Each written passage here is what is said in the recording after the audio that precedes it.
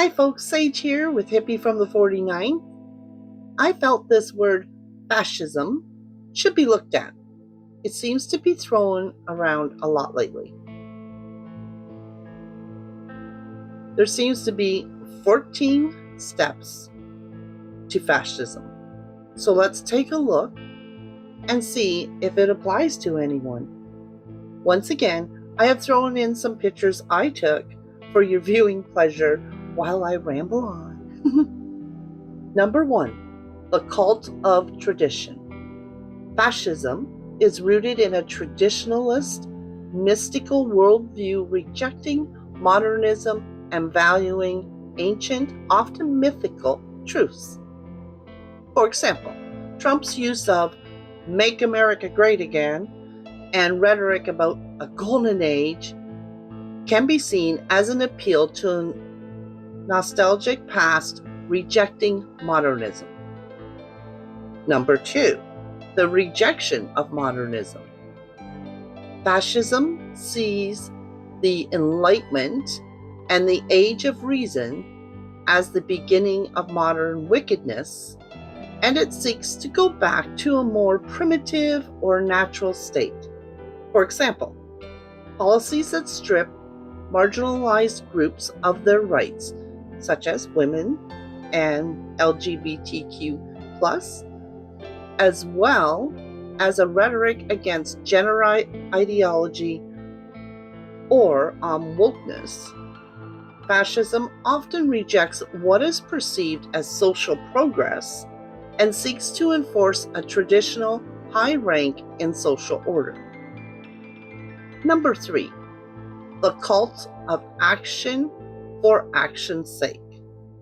Action is inherently good and valuable, while reflection and intellectual thought are seen as a form of weakness or a betrayal of tradition. Thinking is emasculating. For example, someone's criticism of science or climate change can be interpreted as a rejection of intellectualism and rational discourse.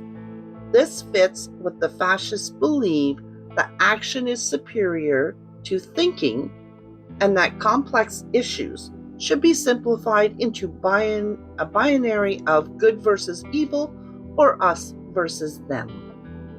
Number 4, disagreement is treason.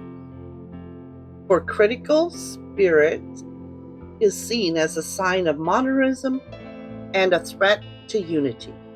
Dissent is not tolerated and is immediately labeled as treason.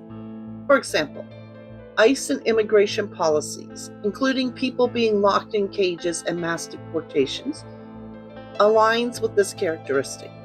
Fascism often relies on creating an external enemy, and in this case, immigrants are portrayed as a threat to the nation. This fosters a sense of fear and xenophobia, which is a key component of fascism. Number 5, fear of difference. Fascism grows and seeks consensus by exploiting and aggravating the natural fear of difference. This leads to racism, xenophobia, and an appeal against the intruders. For example, again, this falls into canceling DEI and locking up anyone with brown skin. People from other countries that are just visiting, who will be next? Number 6, appeal to a frustrated middle class. Fascist movements often appeal to a frustrated middle class that feels humiliated by an economic crisis or political instability and is afraid of pressure from lower social groups. For example, someone with minimal education may feel a connection with a specific base and signals a disdain for intellectual elites and a manipulative appeal to those who feel left behind.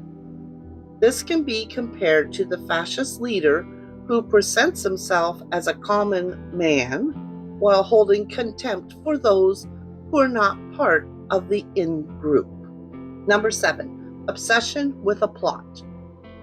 Followers must feel besieged by an external enemy, often a shadowy international conspiracy.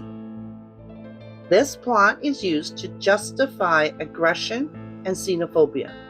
For example, Trump's rhetoric about the deep state, fake news, and a globalist conspiracy fits this characteristic perfectly.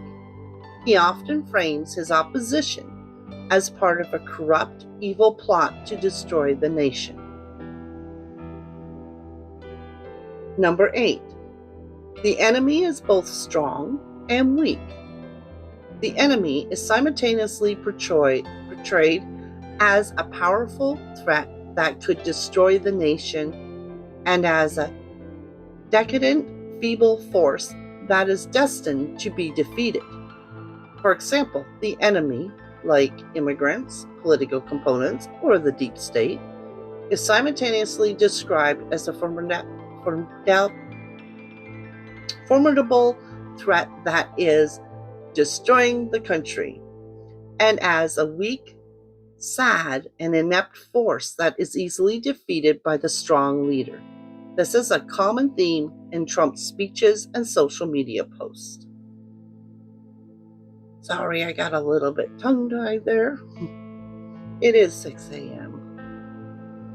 Number 9, passive resistance is trafficking with the enemy. For fascism, there is no struggle for life, but rather, life is lived for struggle. Peace is seen as a form of weakness and a betrayal to the nation.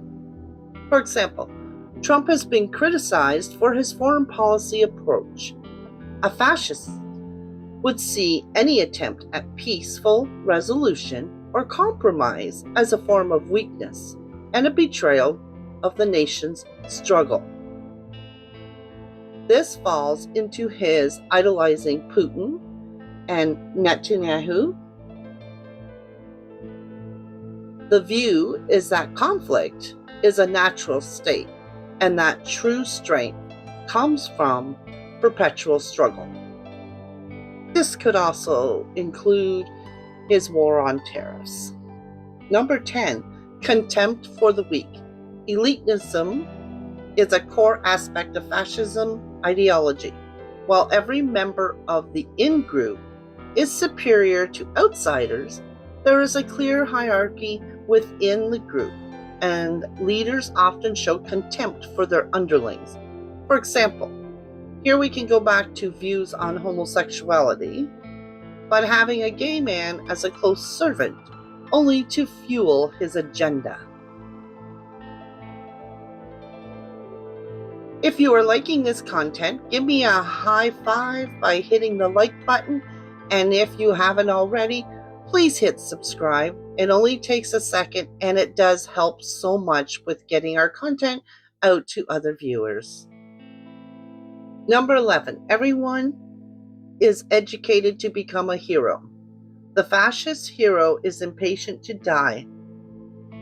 This cult of heroism is linked to a cult of death and an embrace of martyrdom.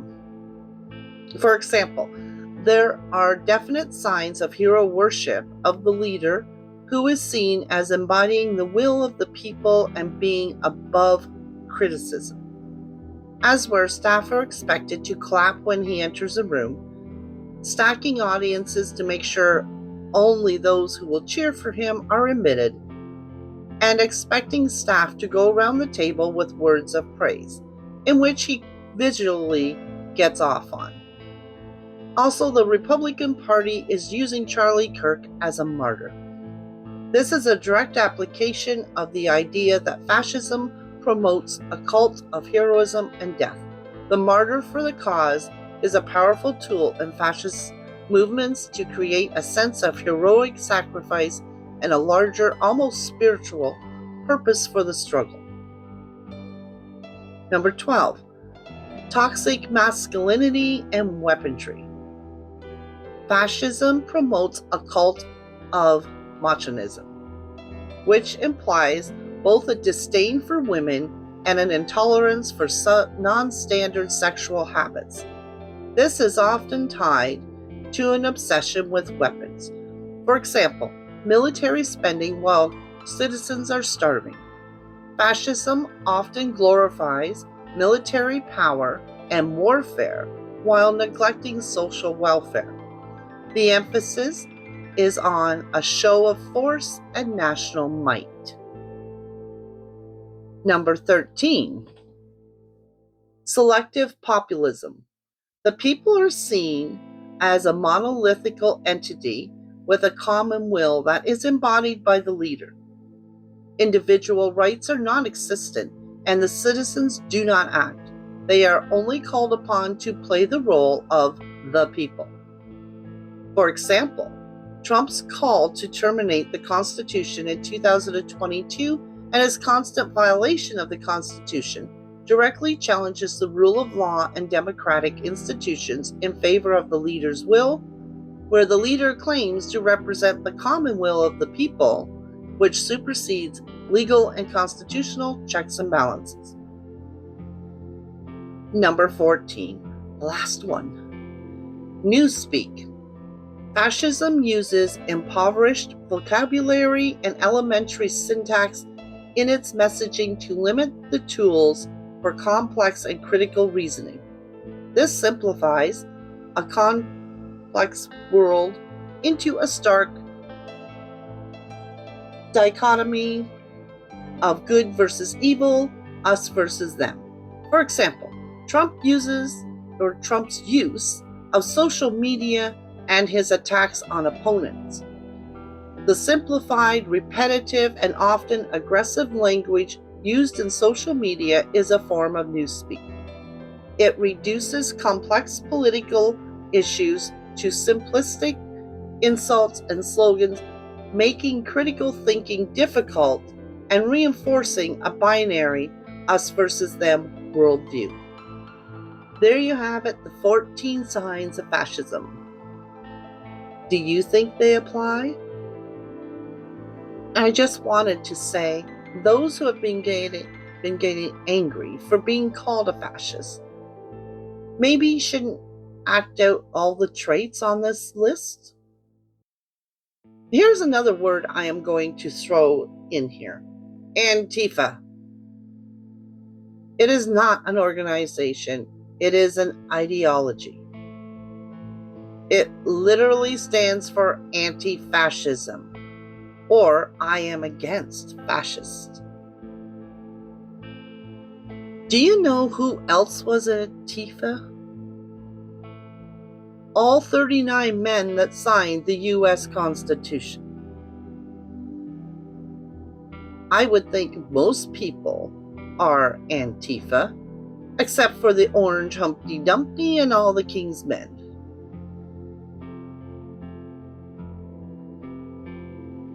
So until next time, Antifa strong and stay groovy. Peace and love, guys.